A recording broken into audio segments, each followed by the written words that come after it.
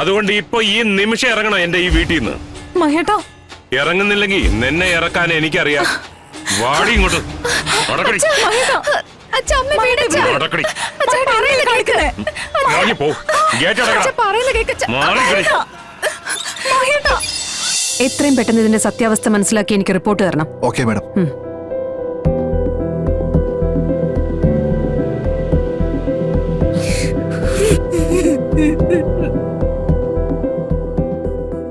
കാശ് മുടക്കി അങ്ങനെയുള്ള ഉപകരണങ്ങൾ വാങ്ങി വെച്ചേക്കുന്നതേ കാശുണ്ടാക്കാൻ തന്നെയാ.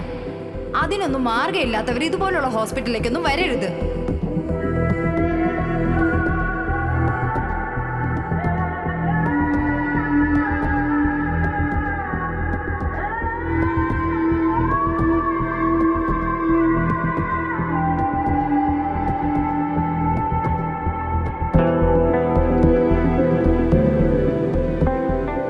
അത് ശാരികയുടെ ബില്ലടയ്ക്കാൻ പറഞ്ഞിരുന്നു. ക്യാഷ് കൊണ്ടുവന്നിട്ടുണ്ട്. ഈ ബില്ലടച്ചതാണല്ലോ. ബില്ലടച്ചെന്നോ? ആരടച്ചെന്നായി പറയുന്നത്? ആരാണ് അടച്ചതെന്നൊന്നും അറിയില്ല. 5 മിനിറ്റ് മുമ്പ് അടച്ചത്. അതിപ്പോ ആരായിരിക്കും? അല്ല, ഒരു സ്ത്രീയാണോ വന്നടച്ചത്? അല്ല, ഒരാണ്. അയാൾ കുറച്ചു മുമ്പ് വരെ അവിടെ ഫോൺ ചെയ്ത് നിൽപ്പുണ്ടായിരുന്നു. എന്നാലും അത് ആരായിരിക്കും?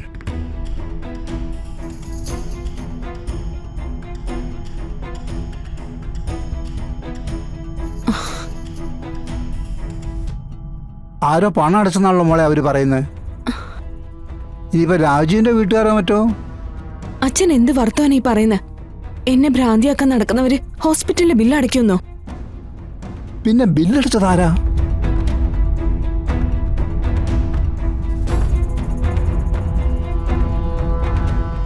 എങ്ങനെയുണ്ട് ഇപ്പോ?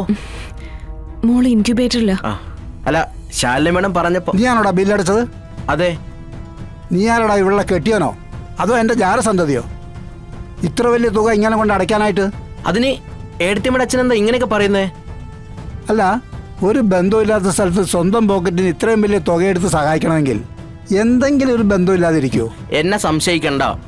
നിങ്ങളുമായി ബന്ധമുള്ള ആള് തന്നെയാണ് പണം അടയ്ക്കാനായി എന്റെ തന്നുവിട്ടത്. തന്നുവിട്ടു എന്ന് പറയുന്നല്ലാതെ ആരാ തന്നുവിട്ടെന്ന് ഇപ്പോഴും പറയുന്നില്ലല്ലോ. അച്ഛാ, ശാലിനിയാ കാശ് കൊടുത്തു വിട്ടത്. ശാലിനിയോ? അവളുടെ കാശ് ഇവിടെ ആർക്കും വേണ്ട. എന്ത് ദയറ്റടാ നീ അവിടെ വന്ന കാശുമായിട്ട് ഇങ്ങോട്ട് കയറി വരാൻ തോന്നിയത്? ഏട്ടത്തേമ്മ പറഞ്ഞു, ഞാൻ വന്ന് അടച്ചു. അതിൽ കൂടുതലൊന്നും എനിക്ക് അറിയേണ്ട ആവശ്യമില്ല. ഇറങ്ങണ വെളിയില്. അച്ഛാ, കമലൻ നമ്മളെ സഹായിക്കാൻ വന്നതല്ലേ? ഒരാളും എന്നെ സഹായിക്കണ്ട. ഒരു മക്കളുടെ സഹായം ഞാൻ പ്രതീക്ഷിക്കുന്നുമില്ല. പിന്നെ ഇവനെപ്പോലുള്ളവർ പറഞ്ഞു നടക്കും മകളുടെ പ്രസവത്തിനുള്ള കാശ് പോലും ഒപ്പിക്കാൻ ഗതിയില്ലാത്ത ഒരു തെണ്ടിയായ അച്ഛനാണ് ഞാനെന്ന്. നീ എന്തായാലും ദൂതന്റെ റോളും കൊണ്ട് വന്നതല്ലേ, അപ്പം ചെന്ന് പറഞ്ഞേക്കണം അവളുടെ ഒരു ചില്ലി കാശും എനിക്ക് വേണ്ടെന്ന്. ഇതാ, ഇത് കൊണ്ടുപോയി കൊടുത്തേക്കണം. എന്നിട്ട് പലിശ വേണമെങ്കിൽ ഒരു ദിവസത്തെ പലിശ തന്നേക്കാന്ന് പറയണം. എനിക്ക് പറയാനും നേരമില്ല, ഒന്നും തിരിച്ചു കൊണ്ട് കൊടുക്കാനും പറ്റില്ല.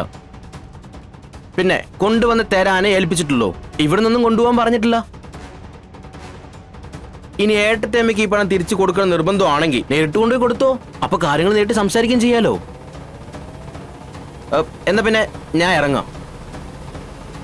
എന്നെ ഏൽപ്പിച്ച പണി ഞാൻ ചെയ്തിട്ടുണ്ട്.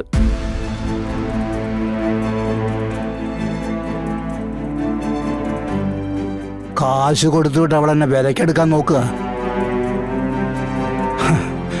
അവക്കെന്നെ അറിയില്ല.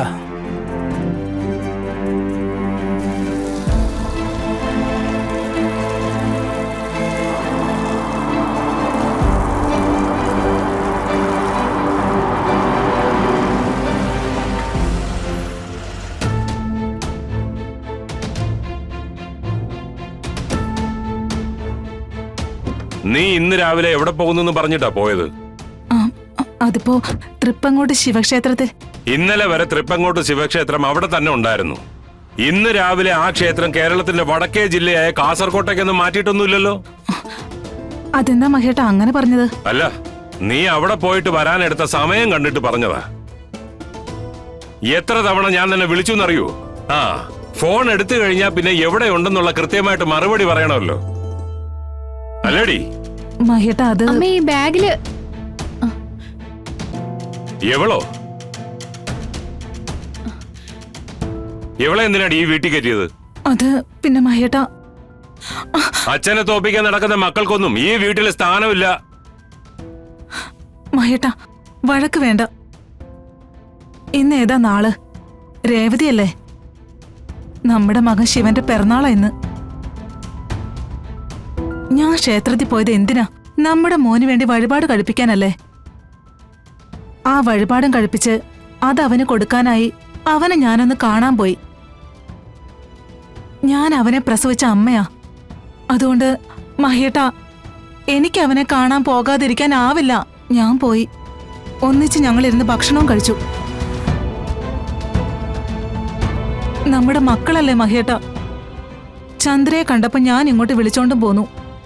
എത്ര നാളാ ഇങ്ങനെ വഴക്കും ബഹളമായിട്ടിരിക്കുക? മക്കളില്ലാതെ നമ്മൾ രണ്ടുപേരും മാത്രമായിട്ട് എന്തിനാ മഹേട്ടാ ഇത്രയും വലിയ വീട്ടിൽ നമ്മൾ താമസിക്കുന്നത്?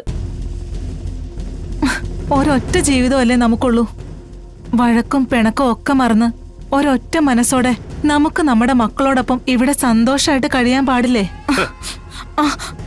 അപ്പോ നിങ്ങൾ അമ്മയും മക്കളും ഒന്നായി. പുറത്തു പോയത് ഞാനും അല്ലേ? അയ്യോ, ആ ശരിയാ, ഞാനാണല്ലോ ഇടം തിരിഞ്ഞു നിൽക്കുന്നത്. അപ്പൊ പിന്നെ നിങ്ങളുടെ കൂട്ടത്തിൽ നിന്ന് പോകേണ്ടത് ഞാൻ തന്നെയാ. മഹേട്ടാ, മഹേട്ടാ, കൈയെടുക്കടി. അമ്മ അങ്ങനെയൊന്നും മനസ്സിലോർത്ത് പറഞ്ഞൊന്നും അല്ല, സംസാരത്തിൽ വന്നുപോയതാ. ആണോ? എനിക്കത് മനസ്സിലായില്ല. അമ്മയ്ക്ക് വക്കാലത്തുമായിട്ട് മകള്, മകൾക്ക് വക്കാലത്തുമായിട്ട് അമ്മ.